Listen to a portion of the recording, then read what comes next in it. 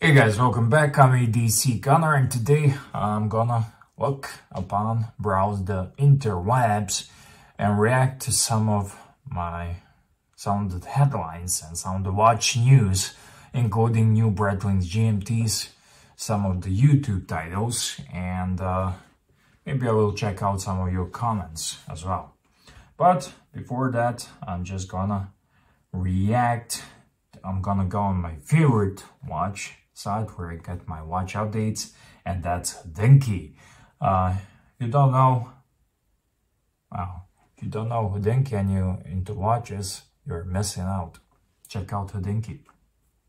Anyways, first thing I see this morning are the Dragon Ball Z Swatch collection watches, and I think these are fantastic.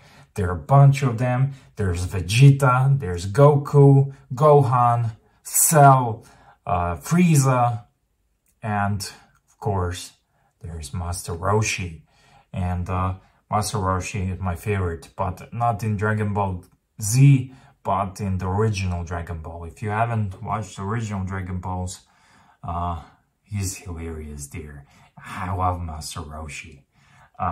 So I think I will be in the market for one of these because I'm a big fan. I don't usually do anime, I don't watch anime, but I grew up watching these shows and I absolutely love them. And as a matter of fact, I feel like I should drop everything now and go and check out some Dragon Balls because that's how much I love the show. And definitely I will be checking out these watches in the Swatch store the first chance I go there, and if I see one available. I don't think these will be Moonswatch, but I think they're riding the way of Moonswatch. Definitely fun watches. I don't know if they are for kids or for adults, but I like them. I like Master Roshi and Vegeta as well.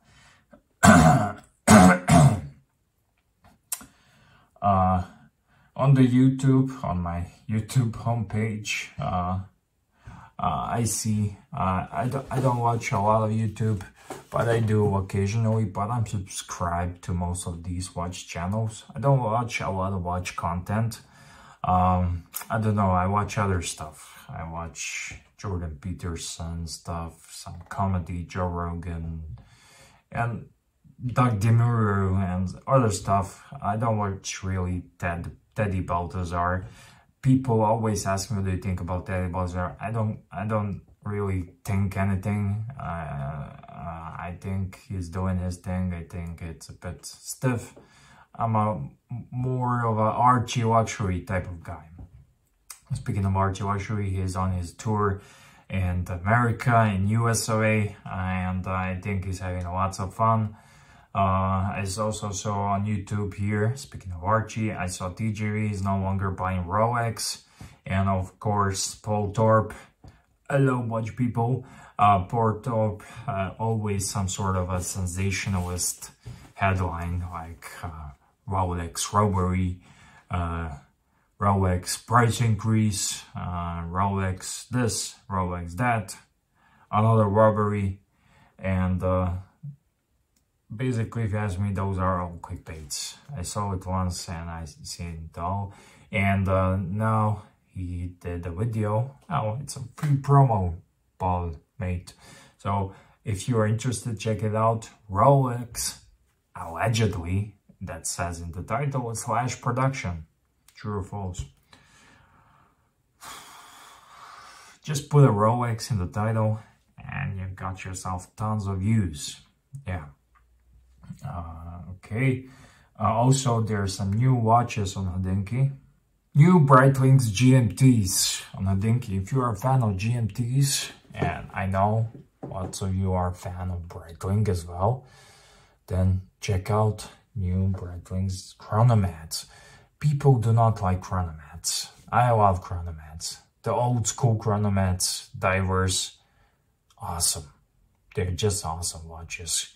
And these new ones, there's also new Patek Nautilus now in white gold. I don't think I don't want to even touch that subject. I always loved Nautilus when it was brand new, retail 30K, and you could buy it below retail, but unfortunately I could never afford one. So I'm an old school Nautilus fan, not a new hype school. I hate these new things. And Rolex, Patek, Nautilus, I feel like lots of these people who are buying these watches, they don't know anything about them.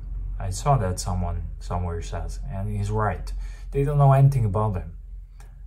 Bunch of people on YouTube talking watches, watch fans, watch enthusiasts. Hey man, I got a new Rolex. They know zero about that Rolex. They know what's the retail price, how much they paid for, and how much it's going on the secondary market, and how much they're earning. And it's nice and shiny, and that's all. That's your average watch punter these days. And it just leaves a bad taste in your mouth. And that's why I'm wearing my piece de la résistance, wearing my Breitling. Because I wore Rolex and I gonna get that vibe. And I just need to leave it to rest. I love Rolex. I love my Submariner. But it's a classic watch. But now I just feel like wearing Breitling more. Bit more, if you know what I mean. Yeah, nice shiny new Breitlings. Green, of course, dominant color. Oh why, oh why, oh why, oh green. Green is the new blue.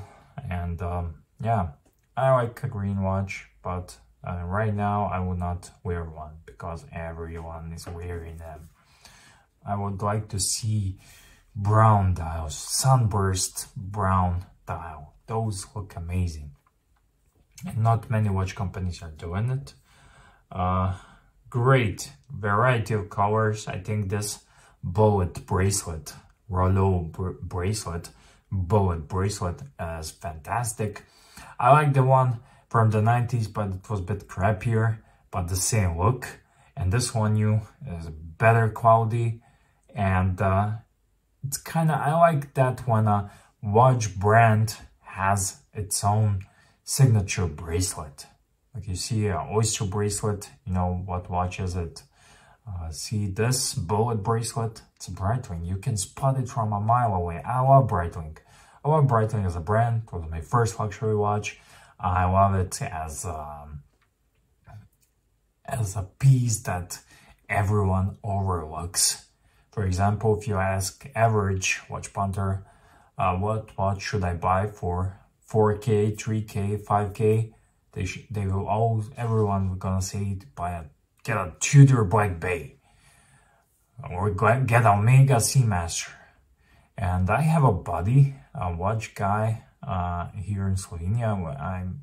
We met through watches, and he wanted to buy Omega Seamaster, and I took him to the AD because he needs to try it and see it and check it out. And you know what? He was checking it out and he was like, wow, I love it, I'm gonna buy it. And then I asked the lady, can you please bring us the Super Ocean Heritage on a mesh? She brought it, and he didn't even know about that watch. He just likes watches, he does not know very much. I was like he was like a Kevin O'Leary and I was Teddy Baltazar there showing him watches. And he saw it and he fell in love. He immediately forgot Omega, and now he's gonna buy a Breitling Super Ocean Heritage. It's a great watch and they are overlooked, especially Super Ocean Heritage, but every Breitling, you need to see it in person. They're doing great stuff and great watches. And this GMT, I think it's a worthy contender. I don't like too much of a GMT watch. If I gonna have to have a GMT watch in my collection, then I think the classics. I like classics. I'm a boring guy, but Rolex GMT, that's it. And all other GMTs are doing zero for me. And yeah, I was telling that thing about Rolex before, but you cannot argue with classics. You cannot, just cannot. In the comment section here, Matt Williams says, Matt Williams, I know that name for many, many years.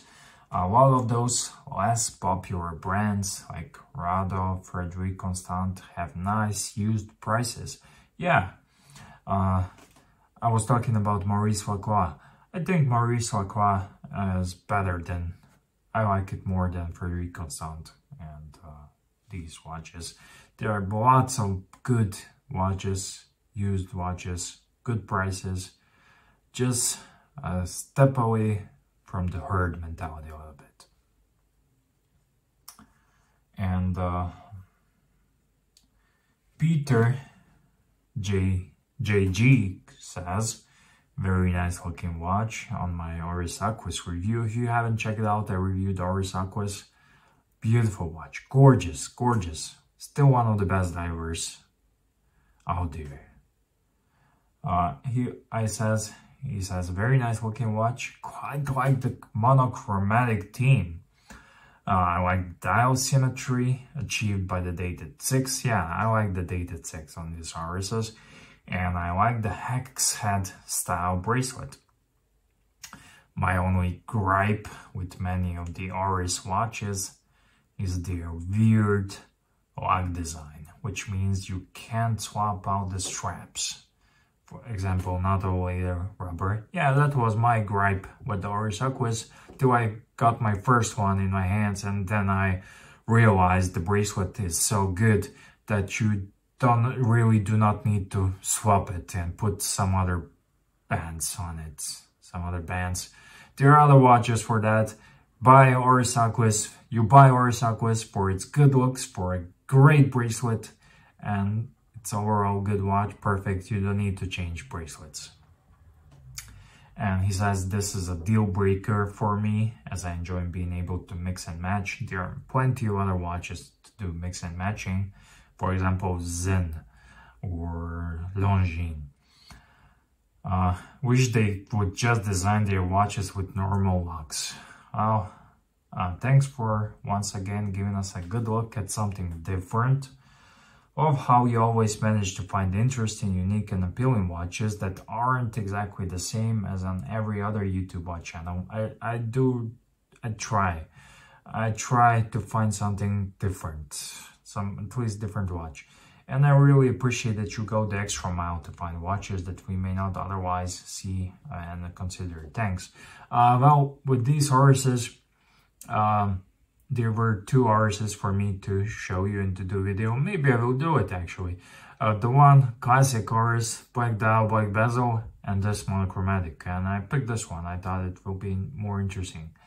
And yeah, thank you guys for watching. Thank you for your support. And see you on the next video. I will try to do more of these, and do write me in the comment section down below if you have any questions, comments, and also you can reach me at edcgunner@gmail.com, and also you can find me on Instagram, edcgunner. See you guys.